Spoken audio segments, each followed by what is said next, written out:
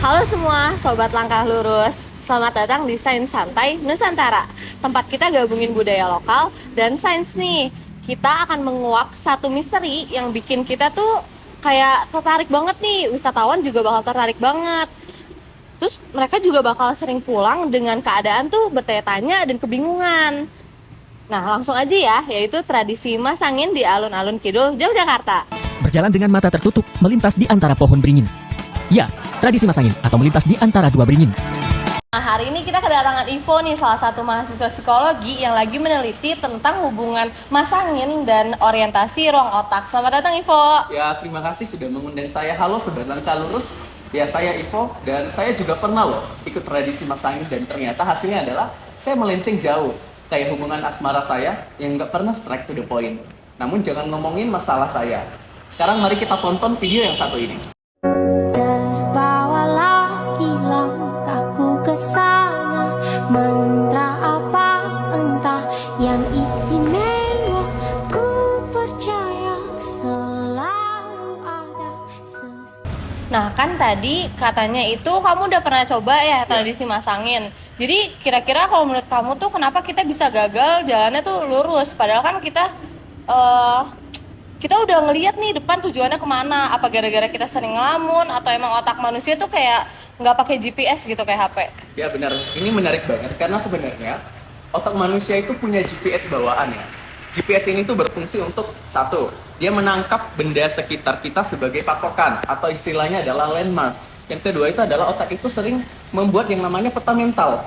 Dan yang ketiga, tubuh kita itu mengikuti peta itu untuk berjalan lurus. Nah, masalahnya, ketika mata kita ditutup, secara otomatis GPS ini akan mati. Nah, tanpa GPS visual, otak kita akan kehilangan patokan untuk bisa berjalan.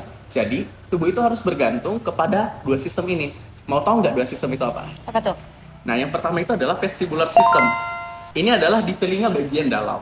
Jadi sistem ini tuh kayak ngasih tahu otak, tubuh ini miring nggak? Misalnya saya lagi jalan, miring nggak? Atau perlu muter nggak? Atau saya perlu bergerak cepat atau lambat? Nah kan ini mati. Ini secara otomatis tidak bisa terkoneksi secara sempurna di dalam pikiran kita. Dan yang kedua adalah berkaitan dengan sensor tubuh dan otot. Mungkin teman-teman yang suka mendalami neuropsikologi pasti tahu yang namanya propriosepsi. Nah ini itu seperti WA dari otot itu ke otak.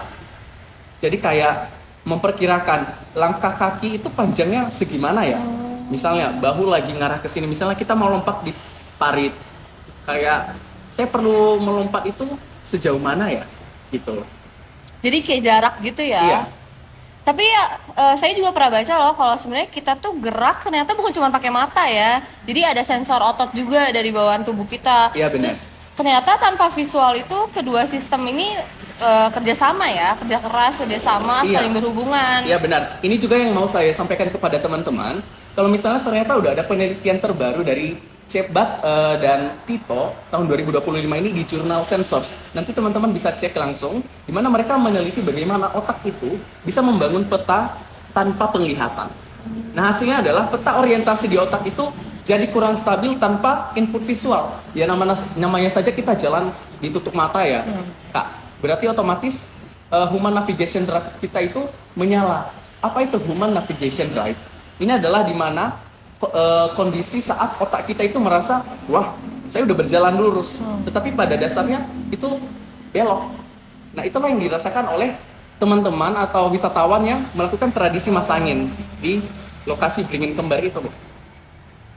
Berarti kalau kita belok itu wajar-wajar aja ya, bukan karena hatinya mendua. Ya, untuk secara ilmiahnya ya benar, yang belok itu wajar ya. Itu bukan karena hatinya mendua, karena belok atau kegagalan pada saat berjalan itu manusiawi. Nah, kalau drift itu bawaan manusia, kenapa nih orang-orang tuh pada bilang kalau tradisi masangin ini sulit banget. Terus ada juga wisatawan yang bilang tuh pohon beringin nih punya aura mistis. Nah, mistis ini adalah pernyataan yang menarik teman-teman. Tapi coba deh kita kaji secara objektif. Beringin itu adalah pohon yang lebat, dia berakar banyak dan juga punya kanopi yang super lebat. Jadi efeknya apa? Yang pertama, beringin itu meredam suara berdasarkan Scientific Report 2025. Pepohonan yang rimbun itu mengurangi noise directional. Yang kedua adalah berdasarkan hasil pengamatan saya di lapangan, alun-alun itu adalah ruang yang luas tanpa patokan yang dekat. Dan yang ketiga, kanopi beringin itu menutup arah hembusan angin, sehingga Kak, tubuh kita itu kehilangan sensasi dari arah udara. Jadi ya dengan kata lain, kita ini disuruh bermain navigasi. Tapi bermainnya di mana? Kita bermain di tempat yang memang dirancang supaya kita bisa kehilangan arah. Nah, jadi bukan pohonnya yang keramat ya, tapi lingkungan yang komplit buat kita tuh jadi kayak bingung. Exactly, keramat bukan karena mistis ya teman-teman. Sekali lagi bukan, itu salah. Tapi karena desain ruang dan biologi manusia yang saling memengaruhi. Ini adalah pernyataan yang mutlak. Ya kalau sana aku gembira, tapi kalau sini kayak sedih gitu. Sedih ya? Karena tidak mencapai harapan. Nah, kalau gitu, kalau misal ada teman kalian nih yang mau nyoba tradisi masangin terus mereka gagal, jangan ya kalau bilang hati kamu tuh kotor, jangan bilang kayak gitu. Bilang aja kalau, bro, vestibular kalian itu lagi buffering. Ya, atau Besti, propriocepsi kamu kayaknya perlu update softwarenya nih. Nah, sebelum sesi ini berakhir nih ya, jadi intinya tuh masangin mengajarkan fokus dan kesadaran tubuh. Ya. Jadi jangan salah arti ya, budayanya kita hormati, ilmunya kita pahami. Ya, benar teman-teman. Kalau belok itu bukan kutukan, tapi itu cara otak kita bekerja dan bagaimana keseimbangan tubuh kita itu bisa bekerja. Dan satu hal lagi nih yang penting, gagal masangin itu bukan berarti gagal hidup ya. Apalagi ada loh yang katanya gagal masangin berarti kita gagal dapat jodoh. Ini bukan soal takdir. Ya benar, sekali lagi ini soal otak, keseimbangan dan juga proses belajar. Jadi jangan down dulu ya kalau kamu belok.